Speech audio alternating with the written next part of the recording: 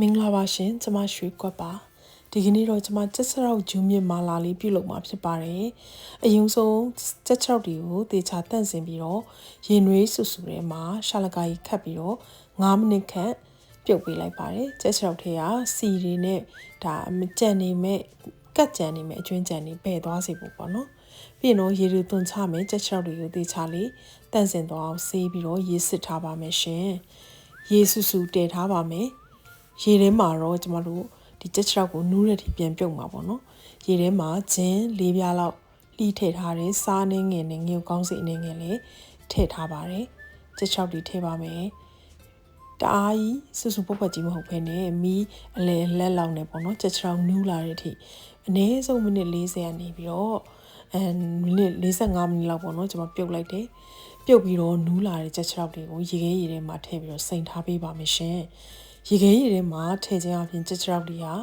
ပို့ပြီးတော့ဆက်ထုတ်ထုတ်ကလေးနဲ့စားကောင်းတယ်ပေါ့နော်ဒါကတော့လိုအပ်တဲ့ပစ္စည်းတွေဖြစ်ပါတယ်ဂျူးမြေမြေပဲနှမ်းဟွာကြောင်းမှုံယူကောင်းမှုံဂျင်းချက်သွန်ဖြူနဲ့မာလာနှစ်ထုတ်ပေါ့နော်မာလာနှစ်ထုတ်သုံးထားပါတယ်မိမိကြိုက်တဲ့ဟာတစ်စိတ်ကိုသုံးလို့ရပါတယ်ရှင်နောက်ပြီးတော့မာလာအမှုံပေါ့နော်မာလာအမှုံလေးကျွန်မအနေငယ်ထည့်ပါတယ်မာလာမှုံမဟုတ်ဘဲနဲ့ငရုတ်လှော်မှုံ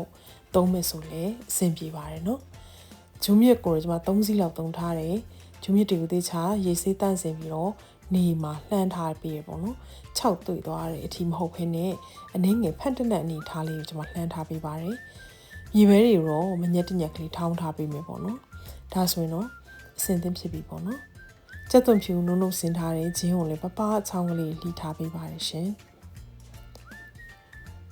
ကြက်ချောက်တွေကိုကျွန်မအချောင်းလိုက်ကြီးမလို့ခြင်းတဲ့အတွက်အခုလိုအပိုင်းကလေးတွေဖြတ်ပေးထားလိုက်ပါတယ်မိနစ်သက်တယ်လို့အဆင်ပြေတယ်လို့ပြုလုပ်နိုင်ပါတယ်နော်စပြီးတော့ကျမတို့ချက်လို့ရပါပြီအရင်ဆုံးကြက်ချောက်တွေကိုသူ့မှာကြံနေတဲ့ရေလေးတွေဒါပျောက်သွားစေဖို့ပေါ့နော်ခြောက်သွားစေဖို့အတွက်ကျမအနှင်းငယ်လှော်လိုက်ပါတယ်ပို့ပြီးတော့လည်းစားကောင်းတယ်ပေါ့နော်ပြီးဂျုံမြက်ကိုလည်းအခုလိုမျိုးလေးမှွေးလာတဲ့အထိကျမအနှင်းငယ်လှော်ပေးလိုက်တယ်ပေါ့နော်ဒီနှစ်ခုကိုနေမဲစလုံးထဲမှာအတူတူထည့်ထားလို့ရပါတယ်စီအနှင်းငယ်ထည့်ပါမယ်စီကိုတော့မာလာအနှစ်ထဲမှာလည်းစီပါတဲ့အတွက်အနှင်းငယ်ပဲသုံးပါတယ်ပေါ့နော်ကြက်သွန်ဖြူနဲ့ဂျင်းကိုကျွန်မမှွေးလာပြီးတော့အရောင်လေးရဲလာတဲ့အထိကြော်ပေးလိုက်ပါတယ်အခုလိုရွှေအောင်တန်းလာပြီဆိုရင်တော့ထောင်းထားတဲ့မြေပဲတွေထည့်မယ်တေချာလေးမှွေကြော်ပေးမယ်ပေါ့နော်မီးကိုတော့လျှော့လိုက်ပါမယ်မီးအနည်းလေးနဲ့ပဲပေါ့နော်ဒါကိုစီတက်ပေးပါမယ်ရှင်မာလာအနှစ်ထည့်ပါမယ်မာလာအနှစ်ကတော့ကျွန်မတပင်းစားဆုံး3စွန်းလောက်တော့ထည့်တယ်ပေါ့နော်ဒါလေးကိုတေချာလေးတမတော့အောင်ဝေပေးတယ်အရသာကတော့ကျွန်မထပ်မထည့်ဘူးနော်